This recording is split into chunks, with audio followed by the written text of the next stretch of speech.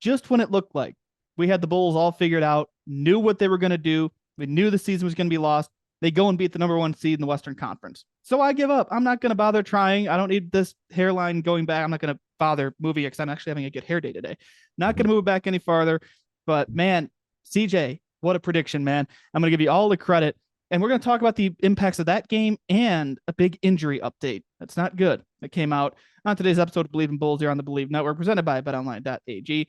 I'm your host, Nick Schultz, alongside my aforementioned partner, former Bulls bench mob member in Tennessee Vols, C.J. Watson, who could also moonlight as a meteorologist or something because he called that victory over the Nuggets. Nice prediction, man.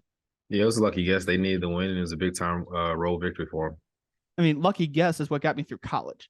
So, them. I mean, there's nothing wrong with a lucky guess, but you saw it coming somehow, I think. 117-96. I don't know if you expected a blowout necessarily.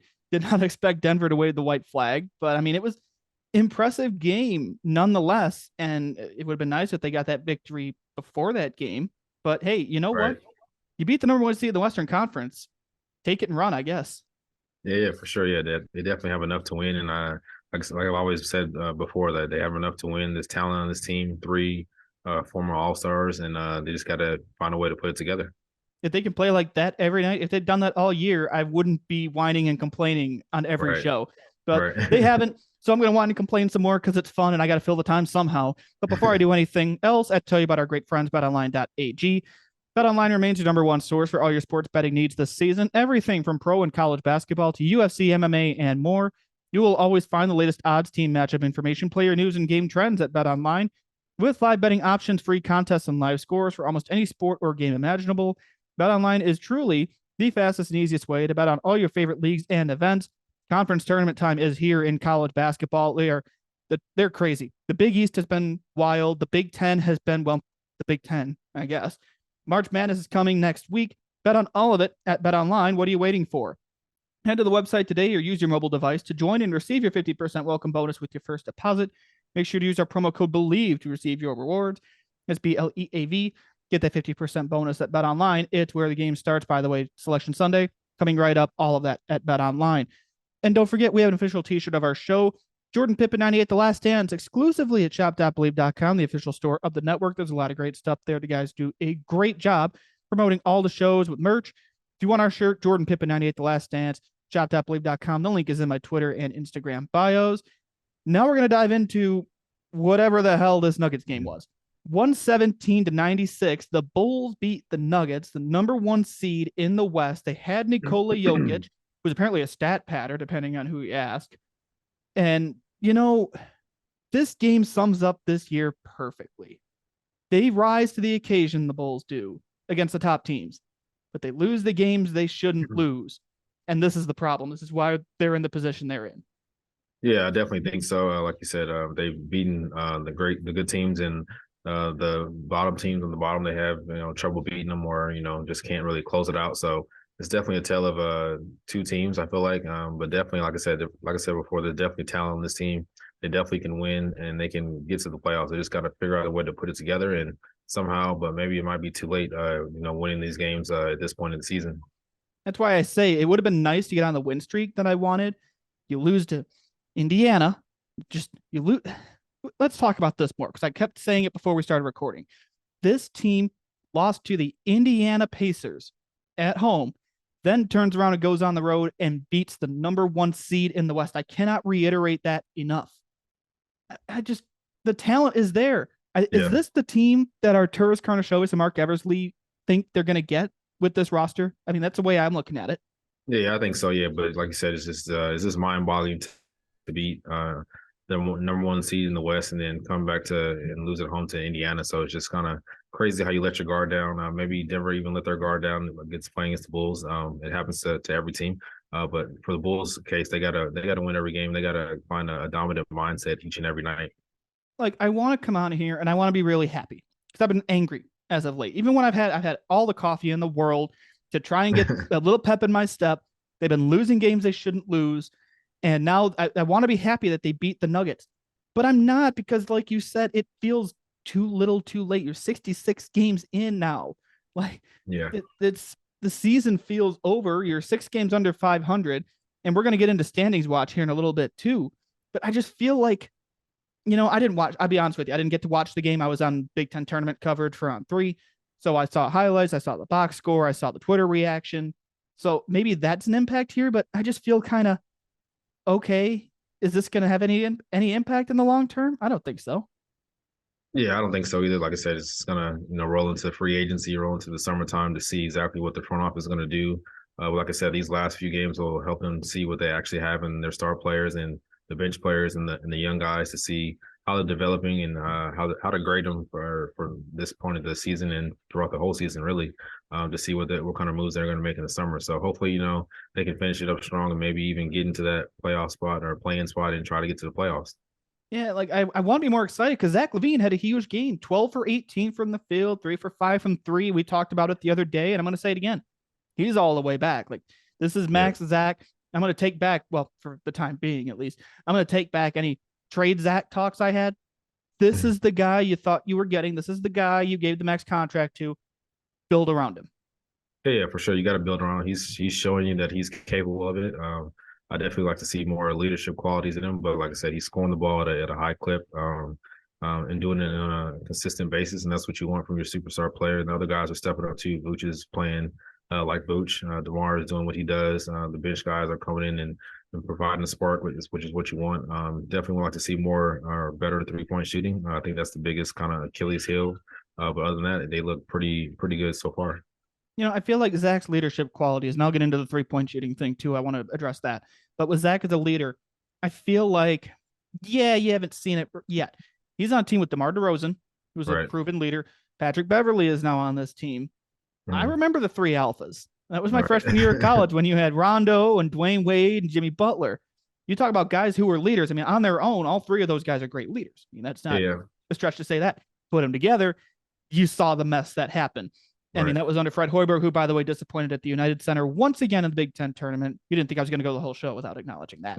But, when you have that many leaders in a room, it's a good problem to have, I feel like, especially when you got a vocal guy like Pat Bev, a quiet guy like DeMar, and if Zach's going to be your number one guy, I mean, I hope he's kind of taking all this in because, I mean, inevitably, it feels like it's going to be his team at some point. So then I want to see him be that leader. Maybe not to Pat Bev's extent, because I mean you only have one Pat Bev, but you get what I'm saying? Yeah, for sure. Yeah, we all lead by different ways. Some people lead by example. Some people are more vocal leaders, like maybe like a Pat Bev or that type. But he definitely, I think he has to show some cause of being a leader, whether it's by example or vocal. But everyone has to sacrifice. I feel like even when you have 3 male dominant or alpha dogs in the house, someone has to sacrifice for the betterment of the team, and that's the only way teams can be successful.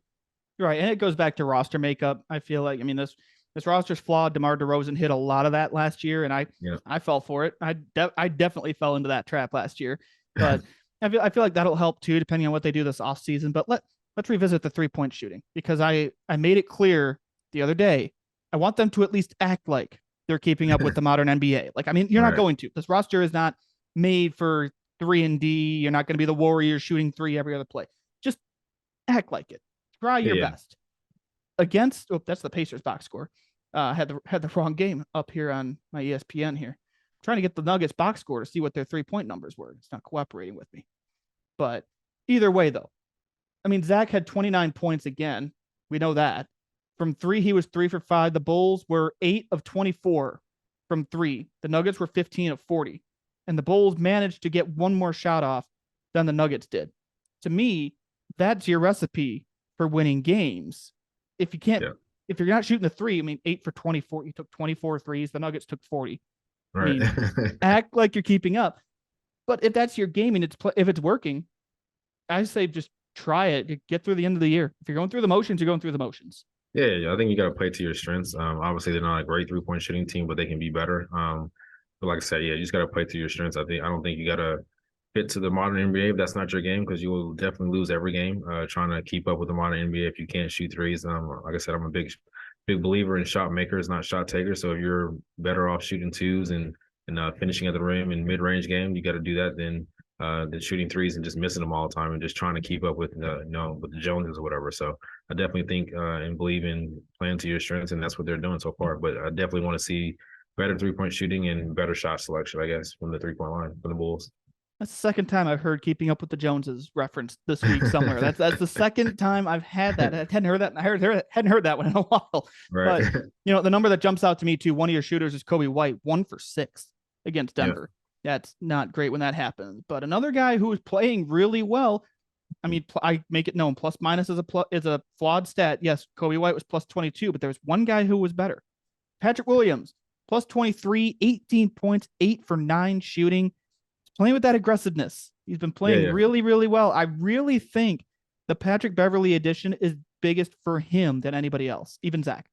Yeah, I believe so too. I think he's learned a lot from DeMar and Zach, just having those guys in front of him and seeing their careers and see how they're playing. I'm sure how they approach the game each and every day and practice in games and stuff like that is taking a toll on him, and he's learning a lot from that. And then, like you said, bringing Pat Bev in, the vocal leader, and someone just to give confidence to every player, not just to Zach LaVine, but he's giving confidence to every player on the roster and just making them believe in themselves even more. And that's what a guy like Pat Bev does, and that's what he does for your team. The moment that jumped out to me was the very first game with Patrick Beverley when the first timeout was called, and Pat Bev didn't shake hands with everybody. He went straight to Patrick Williams, put his arm around him, and was pointing out on the court, trying to direct him like, okay, here's what you got to do here and here. That showed me like, okay, this is going to be really good for him. And I go back to the roster makeup. You've got your alphas, LaVine, DeRozan, Vooch. I think moving to the bench is the best thing that can happen to Patrick Williams. Have him lead that unit so he can be more aggressive instead of being too passive and trying to get the other guys involved. Yeah, that's what you want to see, especially in his development. Maybe, like you said, next year if they decide to trade DeMar or he walks in free agency, then he can step into that role and be aggressive and know that he can be a starter and then also contribute each and every night. So I think it's definitely beneficial for him in that second unit. As you sit here now, I lean toward trading DeMar just with the contract situation. I don't think they're going to extend him or at least give him the money he wants. I don't know if I would. I don't know what that number is. I don't know what kind of money he wants, but at his age, you got to play that game. So if that happens and that's just a gut feeling, then again, I had a gut feeling they were going to make a move at the trade deadline too when they sat on their hands. Right. But I think watching Patrick Williams come into his own, that's going to be huge going forward into next year. And there's other stuff that's going to impact next year too, like this Lonzo news we got today. But Patrick Williams, really good signs here. That's one of the positives to take away from this year. Yeah, it's definitely one of positive, and it's definitely going to help you make decisions in the draft, what kind of player you draft. So it's definitely his development is definitely going. I wouldn't say as planned, but it's definitely progressing, I guess, and seeing the up and up from him. Worst thing that could have happened was losing last year to injury, because this is the kind of leap you want to see in year 2. You're seeing it in year 3 because he missed last year. That's just the big factor here that people keep forgetting. And patience, it's a virtue. I fall into it. I'm one of the most impatient people I know. But you got to take your time. This guy went from 6th man of the year to starting in the NBA. Now he's back to that 6th man role where I think he's thriving in it. I think it's really good for him. And we talk about next year. Another thing that's going to impact that, we got some news Thursday morning from Woj. Lonzo Ball is looking at a 3rd surgery on his knee, and this recovery could take 6 months. So do quick math. That puts you at about October, November, depending on when the surgery happens, maybe September, October. So I guess just off the bat here, what do we think of the impact of this? Not just on the court. I'm talking Lonzo himself, because he's 25 years old and might be going through 3 surgeries on one knee. Yeah, it's very unfortunate just for anyone to go through surgery. I know how it is, but like I said, this is unfortunate. It sucks to happen to a player of his caliber at such a young age, and definitely have high hopes for his career, and hopefully he gets back healthy. But it's going to be tough for the Bulls to rebound from this, and it just depends on you're thinking like what do they do where do they go from here? Do they trade them? I don't know what the options are right now. I mean, I don't know if you keep them. So like I said, it's going to be definitely interesting to see what they do in the front office with them. Yeah, I mean, I feel like, and I don't know this for sure, I've got to do some research. There's got to be a way to get like a hardship with the salary cap, right? I think I forget what the exact term is, but there's a way to do it. It's a matter of if the Reinsdorfs are going to actually do it. I mean, because it can save you money. Like, it's going to save your salary cap hit. That's going to impact free agency. That's going to impact the entire offseason, because you can have that much more salary cap available. And I mean, now on the court, you don't know when if this happens. I mean, Joe Cowley's reported it's not a sure thing. Even Woj said this is just a possibility. They're exploring the option, but I mean, the fact that it's out there leads me to believe they're seriously considering something Yeah, like this. And yeah. I Whenever Woj drops a bomb, it's definitely a bomb. So it's not. right. It's mostly 99% true. Right. Like if Woj is gonna get this is not gonna be one of those things like, oh, he might be doing this. We're thinking about it. We're not sure. We're still talking to people. Yeah, If Woj gets it, that means okay, this is a serious possibility. It feels like a matter of when this yeah, yeah, surgery happens. yeah, So I mean, you've seen what this roster's like without a point guard. Now the urgency is there, in my opinion. You don't need to go get Alonzo a starting point guard. Get a capable backup who can fill in until he's healthy. Because I mean, you have to hope, right? I mean, yeah. depending on the contract too. I just don't know if you're AK and Eversley. I don't know what you do. Yeah, I don't know what to do either. I feel like you go get a starting point guard. I feel like because you never know at this Maybe point if he's going to come back, if he's going to come back the same, how long he's going to come back. If he does come back, he's been out for what, a year and a half or almost 2 years. 14 So months. yeah, it's gonna be a long time, and just the capabilities of him getting injured and re-injured the same knee again is gonna be highly likely. So I go get a starting point guard and just act like Lonzo's not coming back. It's I not mean, good to say, but I mean that's the nature of the business. I don't disagree with you. I mean, you've got to think about. I always say hope for the best, but plan for the worst. Right? Yeah. You have to plan for the worst, and I don't know who the point guard free agent class is. We just got this news today. I have not thought that far. I've not done that Right. kind of research. I'm still in conference tournament mode too, so like I got get a little bit to dive into the free agent class, but that's going to be the biggest storyline to me. Yes, what they do with DeMar, what happens with Vooch, what happens with Kobe White, that's all big, and those are all very important. This offseason is shaping up to be even bigger than I thought it was going to be. Yeah, yeah, it's definitely gonna be big, and it's gonna be big for the Bulls. Like I said, the front office has a lot of pressure on them, especially not doing anything during trade deadline, just to see where this franchise goes in the future, where they want to take them. The needs are the same as last year. You need size, you need shooting, and you need a point guard. Yeah, Last year, they went and got Goran Dragic and Andre Drummond. Well, guess what? Goran Dragic is not a team anymore. He's right. going to sign with the Milwaukee Bucks. Yeah, Like they might get a ring. that says everything about how the last year and a half has gone for this team. And you think we'd be on lottery watch this year. Here we are. Bulls right now, 31.9% chance of top 4 pick. That's as of Thursday afternoon. They're also 1 game back of the 10 seed in the Eastern Conference standings. Now, that's not the only team we have to watch when we're doing lottery and standings watch. The Trailblazers, 31-35 record, 8th best lottery odds. Remember, if they're outside the top 14, the Bulls get that pick. So there's a lot you have to watch here. And it's really now they're stuck in the middle. The Bulls are stuck in the middle of this thing. Yeah, they're playing with fire, Like I said, what they did this whole year is kind of put them in this position. And they gotta either, fight their way out, claw their way out, or just, just tuck it in and just get ready for the summer and free agency. But I think it's gonna be interesting, like I said, to see how they finish the season up, see how much dog and how much fight they have left in them, if they really want to just, lay down, or they want to really fight and try to get in that playoff spot. I think that's the hardest part of this whole thing. They did this to themselves. Right. This is not this is all self-induced. Yeah. Like it's been all up here. Yeah. I mean, and just going back to, I'm gonna sound like a broken record, but it's because I cannot get over it. You beat the Denver Nuggets on the road, but you can't beat the Pacers at home. Yeah. That's maddening. It's the word going to use over and over and over this year. They've done this to themselves. And now I don't know which way they go, because either way, there's risks.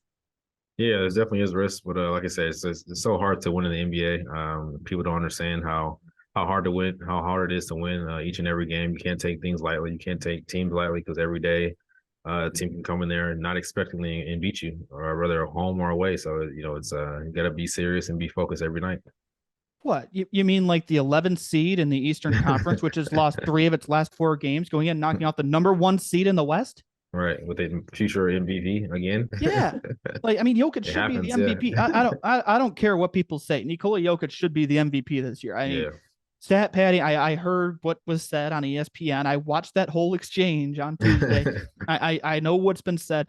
Nikola Jokic, to me, sorry, Giannis. The Joker's the MVP for me again. Just the way he plays. I love watching him play basketball.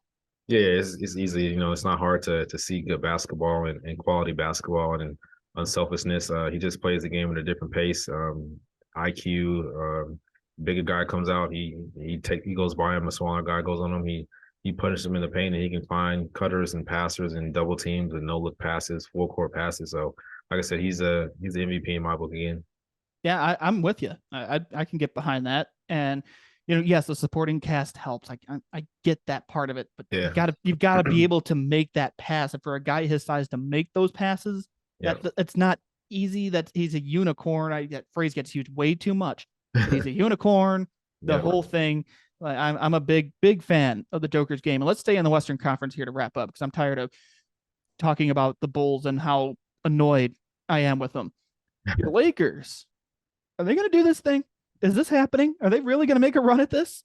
I hope so, man. I hope so. They definitely are. AD is definitely playing the way he's. We all seen him and all know him to play. Like getting 30 and 21 or 22, whatever he had the other night was definitely a joy to see, enjoy to watch. But just want to see if they can do it with LeBron back on the court because AD when he plays with LeBron kind of. Favors to LeBron and lets LeBron be his team, but I think it's really AD's team. He has to take that mentality and kind of just run with it. I like that he's stepping up with LeBron out because when LeBron was out, I wrote him off. I'm like, okay, they're done. Yeah. This year's over. And now I saw a stat on Sports Center. SVP had a stat. The defensive efficiency is like the best it's in the NBA in the last couple months or something like that since they made those trades for Vanderbilt and Russell and Beasley. Yeah. Like now they're 7-3 in their last 10 games.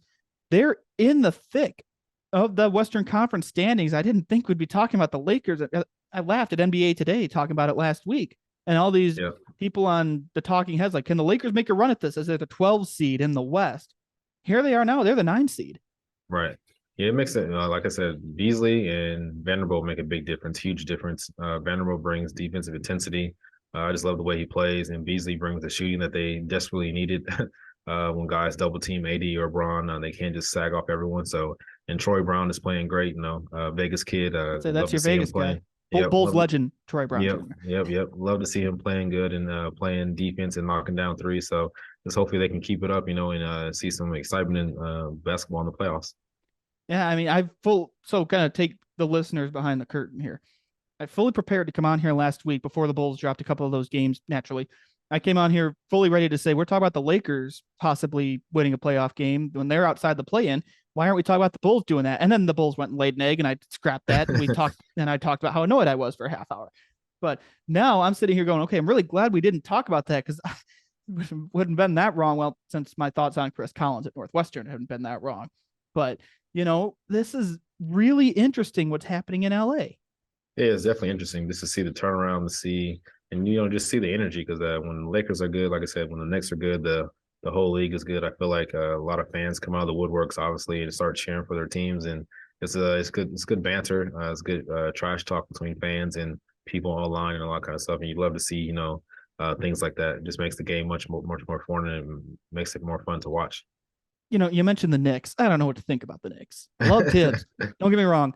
But is that going to be sustainable with the schedule, with the amount of minutes and everything? People say, can the Knicks be a title contender?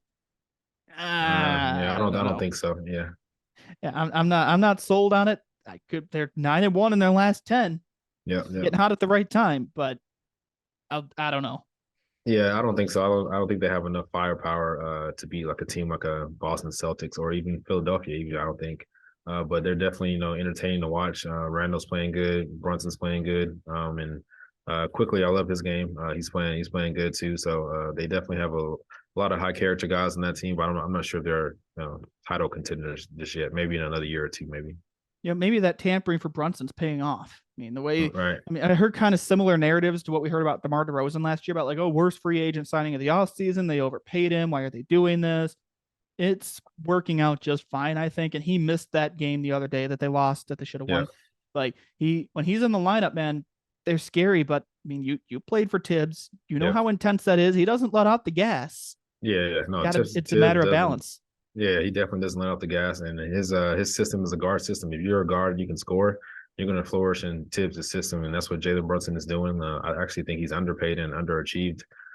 So I think he's definitely getting more bang for his buck, and he's definitely bringing more to that team than what they thought. I'm sure. And Dallas, obviously, on the other end, is hurting because they don't have a player like him. Dallas, what in the world? Right. I mean, I came on here and I thought I was doing just due diligence by putting the disclaimer that on paper, Kyrie and Luka are good together. I didn't think it'd be like this. what are they 3-5 when they play together and Luka's hurt again? Right. Yeah. Yeah. Dallas. It's just I feel like just bad basketball. They're just playing one-on-one basketball the whole time, just standing and watching. And so it's not conducive to a moving basketball or cutting team or anything like that. So they definitely got to find some movement and kind of not just let those guys just go one-on-one, because the defense can just load up and just watch guys going one-on-one. So, it's hard to get any baskets like that. They've got the same problem the Bulls do. They're little. Tim Legler did a great breakdown. I wish I could play like videos on the podcast. It's too tough for me to do with my Premiere skills and working it in. But he did a full breakdown of why Dallas struggles on defense, because they have to bring double teams. That leaves a guy open, and they got the back cuts coming in. Like, they're undersized. It's the same problems we talk about with the Bulls. Yes, you've got Vooch and Drummond. Other than that, when they play the Raptors, the Bulls are going to get outmatched because they're so little. Like, that's Dallas's problem. Offensively, they're fine. Yeah, for sure. And then when you start putting their big guys in rotations and stuff like that, or switching your big guys into a guard who can create like a Kyrie or a Luka, it's going to leave guys wide open or cutters, and it's just bad system. Exactly. And I mean, that's roster makeup is huge. You can have, as you see, the Bulls have guys who were all-stars, 3 former all-stars, and they're 30 and 36 because they're too little. Go get some size, please. And I'm not just talking about go get Andre Drummond on a minimum deal or whatever it was, 2 years, little money. Go get a big guy, please. If it means you don't bring back Vooch, okay, it sucks, but go get some size. Get guys who can switch off multiple defenders, guys who can guard multiple positions, and just athletic, young talent. I feel like you got to go get people who can do different things, not just expertise in one thing. So definitely going to be interesting. I mentioned Luka was just hurt. This just came through from Woj right now. His MRI on his thigh is clean, so he's not going to be out too long for the Mavericks. Right. So that's what you like to see when the star players aren't hurt like that. But Dallas is an interesting situation. It feels like a very similar spot to the Bulls. I agree with you. They need young talent, and a way to do that is through the draft, assuming they get a first-round pick. Yeah. I don't know. But just a sneak preview of next week, I do want to, in the spirit of March Madness, I want to talk about some prospects to watch in the draft. We're going to see where everybody's at on Selection Sunday. Go from there. And I want to come out here on Monday and figure we can talk about what your Vols have a couple guys that could be interesting, I think, depending on how Zakai Ziegler comes back. They got a couple. Your Volunteers are an interesting team this year.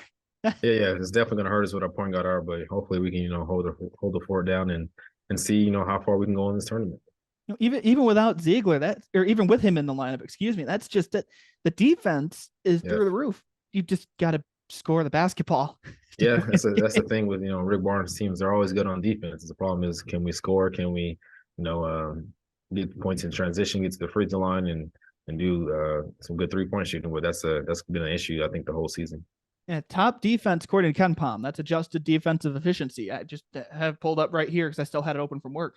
Top defense in the country, top 50 offense, and it's fringe, number 48 according to the metrics. But that's an interesting group there. We're going to dive into all of that next week because, I love this. Is going to be my favorite few weeks of the year because you got March Madness, you got the Masters coming around, you got MLB starting, NBA's in full swing, and yes, hockey's there too. I don't care about the Blackhawks right now. The Blackhawks made me mad for multiple reasons. So all in all, good sports window here. It's going to be a lot of fun.